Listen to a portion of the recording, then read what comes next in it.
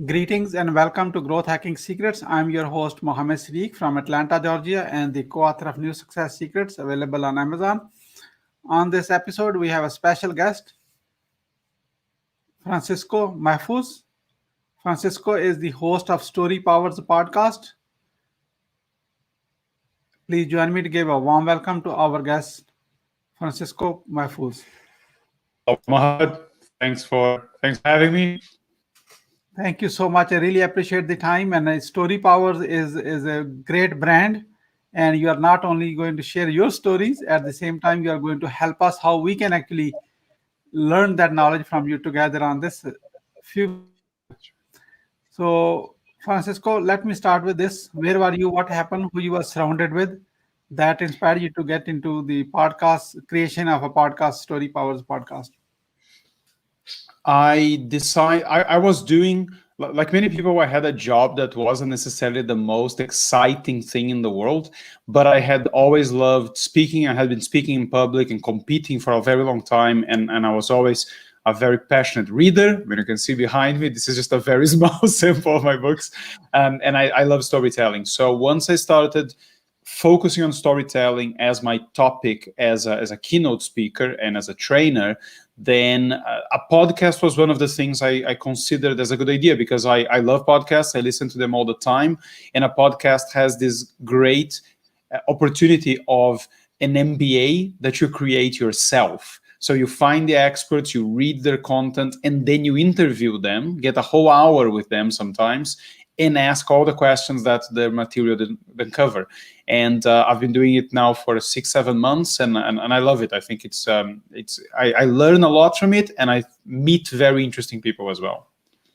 Oh, that's why we're meeting you. So you meet interesting people. Instead of me going to all of them, I meet you so that I try to capture everything from knowledge, what you have adapted and learned from it. Francisco, of course, when you started a podcast, it wasn't that easy. I'm sure you have done some few thing or two as mistakes. What are the top 3 missteps to avoid when you are launching a podcast like Story Powers?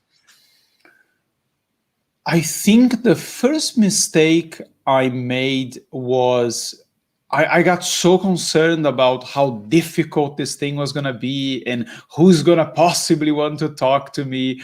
And I didn't really have those questions answered before I started. And actually, it's not complicated. I mean, the equipment side, the technical side of it is not complicated. The who's going to speak to me part is a lot less of a problem than most people think. So the first thing I would suggest anyone that wants to start a podcast is speak to other people about how they, the tips they would give you about starting a podcast, because most of the concern goes out the window once you have that conversation. The second mistake, I think, was probably that I wasn't very clear right at the start who I wanted to be speaking to. So now it's almost exclusively people that work with storytelling. In the beginning, in the first few episodes, there was still a lot of focus on speakers and just the speaking craft and not on the story part. And although those are very close together, it's very different having a podcast about storytelling and having a podcast about professional speaking. So I think, the clearer you are in what you're about and who you want to talk to, the easier it is. And the third mistake is one I probably still make, which is I'm a bit of a perfectionist when it comes to editing. So there's a whole bunch of sounds that annoy me when I'm listening to it. When people make this type of mouth noise and things like that, and I'm listening to it and I'm cutting those things out, and it takes me probably a lot longer than it should to edit the podcast. I don't think many people care. So I probably could shave a lot of the time I spend editing it, because it does sometimes take a lot of time to edit the podcast. So I'll get over that mistake soon, I hope. Yeah, people say, my mentor Alex Mondosian says, the perfectionist is not a mistake; it's a disease almost. Yes, I can see how that would be true. I didn't say it. I just communicated my message from my mentor. Sure. Okay, so Sure. Sure. definitely. I'm sure as you are a storyteller, person. I like you to share a story of your single most professional failure in when you're learning the storytelling part? And what did you learn from that, and how did you recover from it?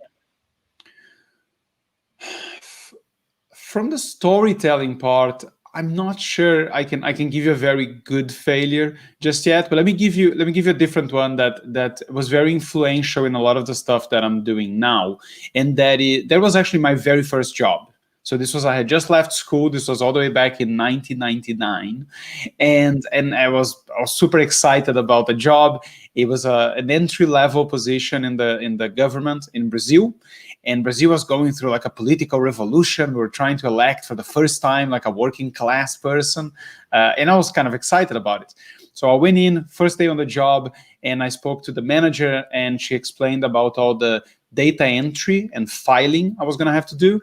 And I said, and is all this data entry and filing going to help with the popular revolution? And she's like, no, it's going to help with the data entry and the filing. And then she explained to me about clocking in. And then I said, and is that because every minute counts for our movement to succeed? And she said, no, we're not going to pay you properly if you don't clock in on time. And the job only went downhill after that. I mean, there was no connection in the job with all this great story being told outside. It just didn't happen inside. Inside, the job was boring. There was actually a negative story that the work we were doing wasn't important. It got so boring that after a while, I started clocking in a bit early and hiding in a maintenance closet to fall asleep so the day would go by a bit faster. And then I left that job, and the lesson I didn't learn then, and I had to relearn later in my career, was you shouldn't do a job that you're not passionate about, and the story inside your organization needs to be as exciting as the one outside. Because if your customers are more excited about your company or organization than the people trying to make that organization successful, that's a recipe for underperformance and for lack of engagement and purpose. And that's one of the things I try to impress a lot on people when I talk to them about storytelling and different ways of using that within their companies. That's very powerful. Many people have miserable jobs, like you just mentioned that one, because many people don't like their job. They just go, and by the time, if you're tired, you come from a job home and you're tired, guess what? That's not the job you should be in. Yeah, no, I agree. I think that one of the most common mistakes that most people make when it comes to working is they lack passion for the job. And I understand that it's not always easy for someone to find a job that fulfills them, particularly depending on your personal circumstances. But if you have the chance, you should do something that you're very excited about, because it makes such a big difference to your life and to your performance in the job that once you've done that, you can never really go back, I don't think. Wonderful. So, what are your top 3 success secrets once you learn the storytelling, and what has the impact? So, we want to know why it's important to have a storytelling. So, what are the top 3 success secrets you have? Okay, so the very first one is what I just mentioned, which is the failure if you don't do it, which is you need to have passion. So no passion is the mistake. Having the passion and the purpose is what you should do to make yourself successful more easily. The second thing is you need to have a niche. It needs to be very clear what you are trying to do, who are you trying to serve, because a lot of people want to be able to serve everyone and sell to everyone, and that doesn't work. And it's something that, even in my case, I have a very clear brand. It's about storytelling. It's about mostly working with leaders. And even then, it could be argued that I need to niche down more than I have. Leaders in a very specific industry, for example. And I know people that have done that and been very successful. So that's something people you should be as niche and specific as you can. And there's almost no thing as too niche. There's still thousands and thousands of people that could be your customers if you are serving, the people in India who drive a BMW and are left-handed. There's thousands of people that fit that criteria. I mean, India might not be a good example because there's millions of people there, but any country that you niche down, you're going to find plenty of potential customers. And the third thing I would say is, again, I work with storytelling, so I'll tell people is you need to pay a lot of attention to the story. So the story you are telling your potential customers. So what's your brand, what your company is for, and also the internal stories. So is your team aligned? Is there if you ask them, tell me a story about when you saw the company's values in real life, can they actually give you an example of that? Because if they can't, then you're not telling your employees the stories they need to hear to understand what the company is about. And there's a very good chance that they don't have the story you want them to have, and they have a different one that is probably not very good or is not pulling in the right direction that you want to be going. Wonderful. You mentioned about the speakers may not be a good storyteller. How about the good speakers are very good storytellers, the really good speakers. Yeah, I think it's very... I don't know if there is any speaker that is considered a very good speaker that doesn't tell a lot of stories. Yeah. I'm sure you can, and there's some speeches that you can make just using other rhetorical tools. So, you can use metaphors and analogies and have interesting just examples without necessarily going into full stories. But, if you do it for any speech that is 20 minutes long or half an hour long or an hour long, like most keynotes, you have to have stories in there. I haven't seen anyone be successful without telling quite a few of them. Yeah. Francisco, while we have few minutes, I want you to share us major components of a good storytelling. What are the ups and downs, and what are the components of structure of a good story? Okay, so the structure is pretty simple. The 3-act structure that most people are familiar with, and people think of it as beginning, middle, and end.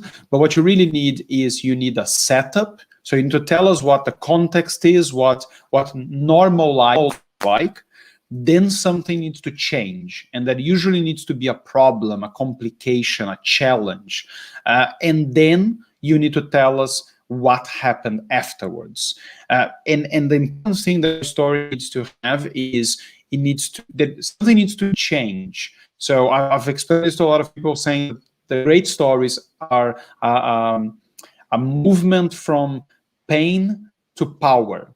So there's a problem, and by the end of that story, the character is more powerful. They can do something they couldn't do before. So that's a basic structure. So a setup, a problem, and then a resolution.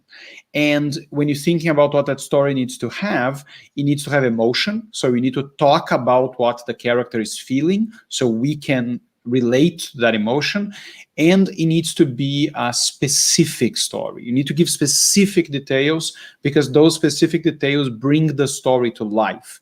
So you don't say, my boss is very difficult. No, you say exactly what that boss does. My boss walks into my office 5 minutes before I'm supposed to finish my day of work, and then he brings this big file and say, listen, can you just review this for me and send me an email about this before you're done today? And you need to give that, because then people go, I had a boss that did something like that. So, make the story specific, make it relatable, and make sure there's emotion in there, because if the characters care about what happens, we will care too. Wonderful. That's a great analogy. And how people who are watching this now or in the future can actually support you, how they can learn the storytelling part from you. Right. So there's a few different ways. They can go to my website, which is storypowers.com. They can listen to my podcast, which is the Storypowers podcast. It comes out every single week, and I speak to storytellers, to marketers, to people that work in sales. But every single guest I speak to are people who work with the craft of storytelling. So the conversations are about what works, what doesn't work, how can people use it in different ways, what makes a great story, what doesn't work. And then every week I'm just trying to change the type of company and the type of market these people work in. So there's a range of different learnings to get from there. And if you are someone who speaks or who is interested in speaking more, I also have a book on Amazon called Bear, A Guide to Brutally Honest Public Speaking, but you can find that on my website. So the website is the portal for everything else. And feel free to connect with me on social media. I'm fairly active on LinkedIn. Wonderful. Storypowers.com, STORYPOWERS.com. Go check it out. Whatever you're speaking, wherever you're communicating, storytelling is the most effective way to actually communicate your message and help the people who are watching and listening to you understood it and they can relate it to you. From it's almost like a heart to heart communication that only happens through a stories. By stating facts and benefits and feature doesn't really help that much. They will be forgotten before they leave. They will only remember one thing called your story because your connection to them. Is that right, Francisco? Yes, there is a line that I've said many times. It's not my line, which is a story is the shortest distance between two people. And if there's the other thing I say all the time, which is reason reason justifies, and emotion moves people to action. So there is reason is important, and it's important to give people facts and figures, but emotion decides. Reason only justifies. So if you want to move people emotionally, you need to speak the language of the brain, and the language of the brain is story. Wonderful. Language of the brain is story. So we are about to wrap up, Francisco. I love to have your testimonial for being a guest on the show. What would you say to your best friend about Growth Hacking Secrets show when I'm not there? I would say that you are remarkably organized as a host. I knew exactly what the conversation was going to be about, the types of things you were going to ask me. The experience is as smooth and easy as any podcast can be, and trust me, I've been to quite a few podcasts, and it's not always that way. So I always appreciate a host that's a professional and know what they're doing. Thank you so much. I appreciate the kind words. What would you say as a final word? I would encourage everyone that is interested in storytelling or story in general to start the easiest way possible. And the easiest way possible is not storytelling, but story listening. Just pay attention to the people in your life that you feel are great communicators, or the people you see on TV and the people you read about, and pay attention to how often these people are telling stories. And also pay attention to the people that don't seem to ever convince you of anything, and figure out how often they are just telling you things instead of showing you with a story. Wonderful, wonderful. My last word is visit storypowers.com and start listening to our guest, Francisco Mahfuz. Francisco, thank you so much for sharing your wisdom with us today on the behalf of Growth Hacking Secrets community and our entire team. We really appreciate you. This is Mohammed Siddique signing off from Atlanta, Georgia. Until the next episode, all good wishes.